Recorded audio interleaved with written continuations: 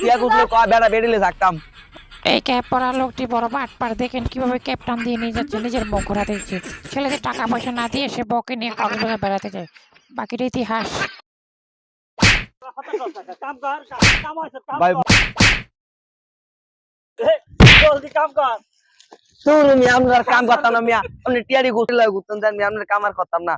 আল্লাহ এই যে ভাই শুনো শুনো এই শুনো 6 মাসের বেতন দেয় না, 1 মাসে বেতন দিয়ে 6 মাসে বেতন দেয় না, টিয়া লইয়া বউর লগে কাগজ ফার ঘুরতে যায়, ধর্মনগর তোমার বেতন দেয় না। সাইমন আর কাম করা লাগবে না, আইবার এমনি আর কাম করতাম না।